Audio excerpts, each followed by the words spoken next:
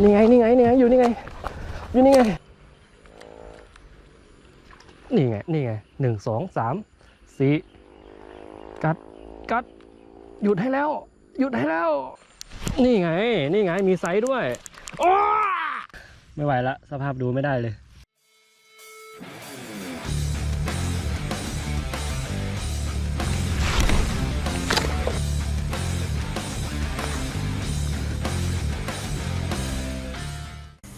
เอ้า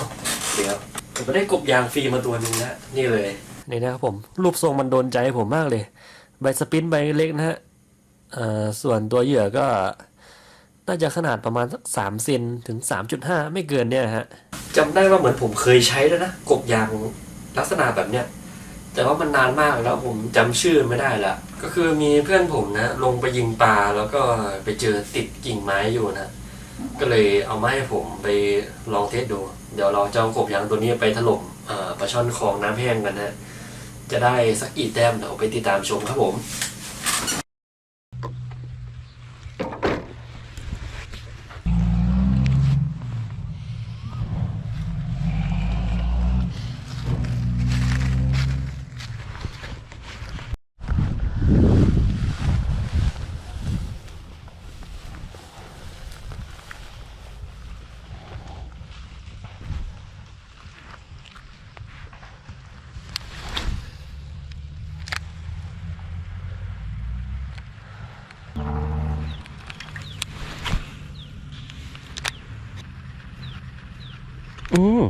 กัดฮะ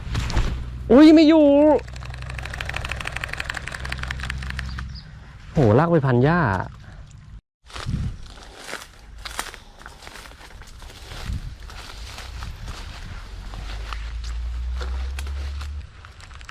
โอ้โหดูดิลงไปจับดีไหมเนี่ยเฮ้ยตามไปจับฮะตามไปจับไอ้ป๊อกมากำลังข้ามน้ำอยู่ตามไปจับไอ้ป๊อกฮะนี่ไงนี่ไงนี่ไงอยู่นี่ไงอยู่นี่ไงอยู่นี่ไงโอ้โหไอ้ป๊อกไม่ต้องตกเลยนะจับเอาเอ้ยไม่ทันนะฮะไม่ได้แดกกูหรอก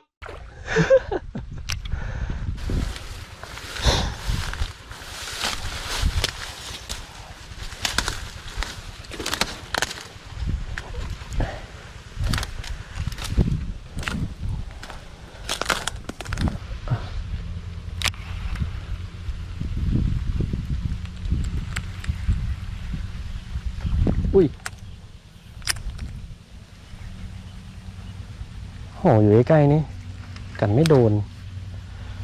ทำไมฮะถ้าเจอตัวนี้มันกัดเอาตายเลยนะดูดิวัดดิกัดโหดมากมาแล้วกบยาง 3.5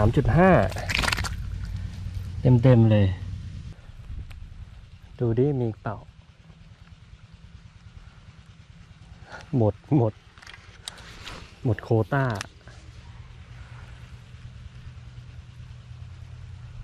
เฮ้ยโอ้โห2 ตัวเลยเหรอแต่ไม่โดนโตไปนี่คงจะเป็นปลาเจ้าถิ่นอะเด็กๆยังก้าวเล้าขนาดนี้โอ้โหเอาอีกแล้วโอ้ฟักกิ้งน้องยังอยู่ฮะน้องยังอยู่ที่เดิมกัดเถอะไม้เนี้ยไม่กัดแล้วฮะมันกัดโดนเหยื่อไปแล้วตกใจแล้วไม่เป็นไรฮะยังมีทีตีเยอะ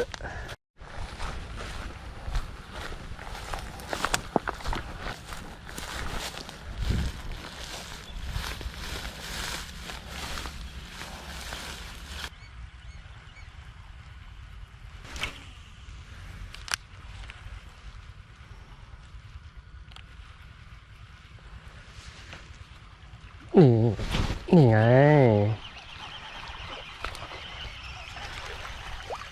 โอ้โหฟาวปะเนี่ยเฮ้ยไม่ฟาวนะฮะเข้ เข้าปากอยู่ตอนแรกนึกว่าเกี่ยวคาง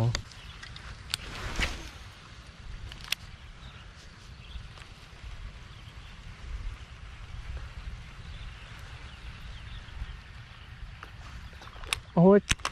กัดทีเผลอโหเมื่อกี้กำลังเหมื่ออยู่เลยนะฮะกบยางในตำนานนะ3.5 เซนหรือเปล่าไม่รู้จำไม่ได้อะประมาณ3 เซนนี่แหละอุ้ยหมายแบบนี้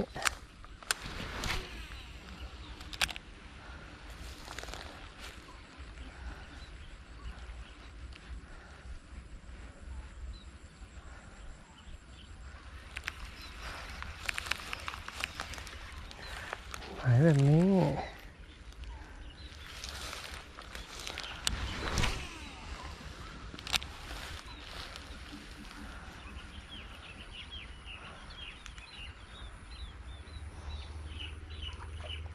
นี่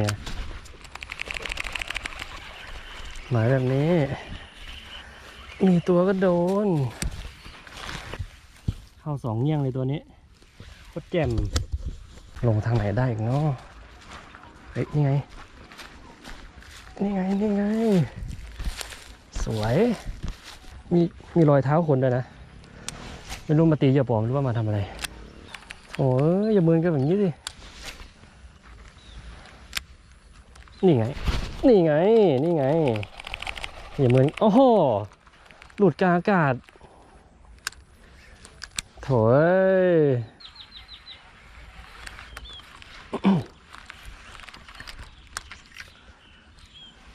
เดี๋ยวลองตีย้อนดูสิ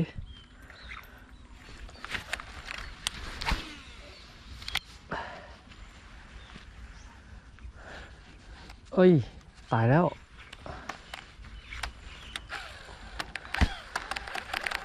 เนี่ยพอกบยางมันขาดปุ๊บมันจะติดง่ายมากเลยติดฝักบัวง่ายมากเลยเสียใจว่า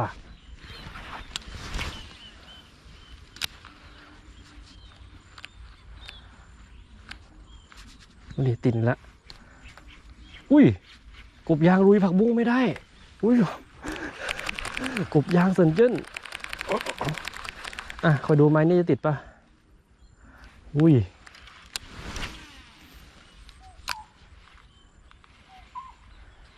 ทำไมนี้ติดนี่เกินไปจริงๆนะผมบอกเลย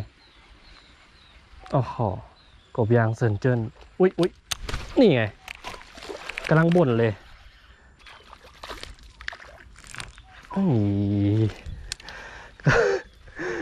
กำลังบ่นกบยางติดผักบุ้งเลยแต่ว่าไม้นี้ติดปลาก็โอเคไซส์เดียวกันหมดตรงนี้แหละโอ้ตรงนู้นก็มีที่ลง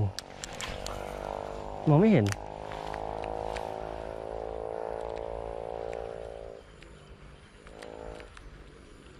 นี่ไง1 2 3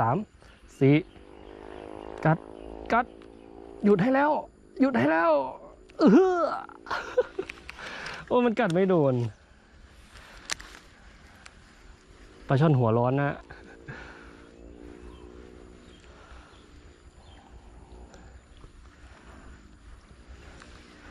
เดี๋ยวรอมันสงบสติอารมณ์สักแป๊บหนึ่งนะฮะเราค่อยตีย้ำใหม่เอามาอีกไหม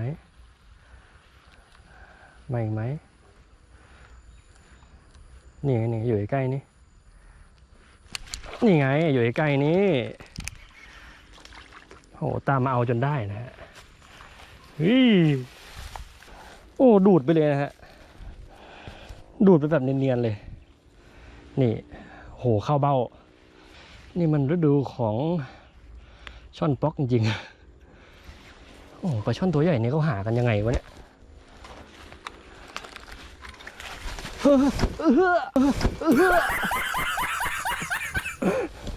โอ้โหหล่อลื่นจุกเลยโอ้ทุลักทุเลในชีวิตผมมันลำบากขนาดนี้วะเนี่ยไม้นี่แหละไม่ได้ไปเลยไป ของยังเหลืออีกเยอะเลยนะเดินยังไม่ทั่วเลยจะค่ำแล้วโอ้ทุลักทุเลเหลือเกิน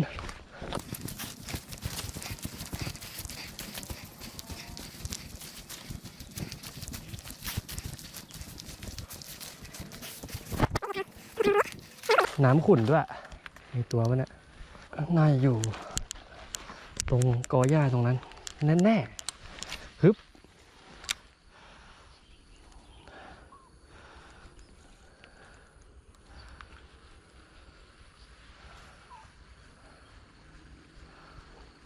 อ่ะไม่มีเฉย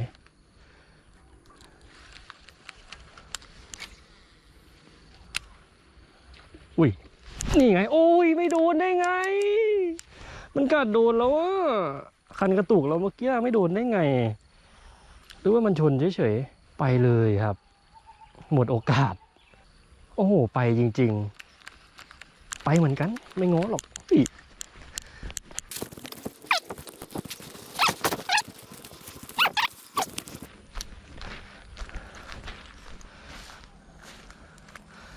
เฮ้ยตรงนี้มีสะพานไม้อย่างแจ่มว้าว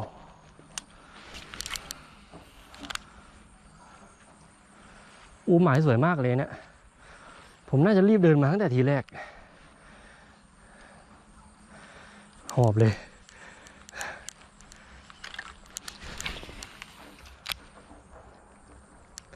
อย่าติดอย่าติดอย่าติดก็พอโอเคนี่ไงนี่ไงมีไซส์ด้วยฉันเหมือนคนไม่มีกำลังและหมดแรงที่ยืนจะลุกจะเดินไปเมื่อกี้วัดไม่เต็มอ่ะนี่ไงนี่ไงมี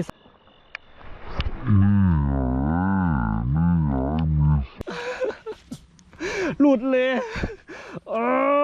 ดาดีเดินโอ้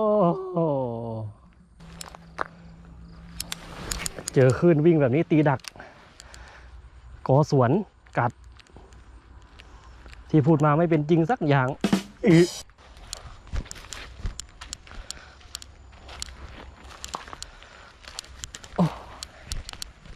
หายากจังอะปลาช่อนอะ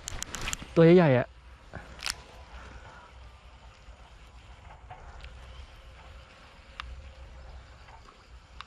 นี่ไงปลาช่อนตัวใหญ่ๆใช่ไหมก็ยังดีที่มีไซส์ขึ้นมาหน่อยน่าจะไซส์สวยสุดของวันแล้วมั้งเนี่ยตัวเมื่อกี้ผมว่าจะปิดคลิปแล้วแต่ว่าแสงมันยังมีอยู่แล้วแรงผมยังเหลือว่ะ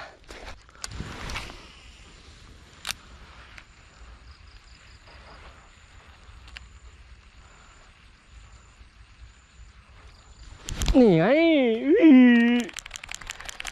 มันไส้อ๋อค่ำจนได้นะก็คลิปนี้ผมก็ต้องขอจบลงเพียงเท่านี้ก่อนนะไม่ไหวละสภาพดูไม่ได้เลยส่วนผลงานวันนี้นะฮะนี่เลยกบยางล้วนๆเลยฮะกบยางประมาณ3 ถึง 3.5 เซนประมาณนี้ฮะผมก็ไม่รู้ว่ากบยางอะไรนะเขาให้มาเนี่ยพอได้เอากลับไปทำปลาเค็มอยู่นะฮะก็ฝากกดไลค์กดติดตามช่องแมนเดอร์ด้วยนะฮะไว้เจอกันใหม่อีพีหน้าสวัสดีครับ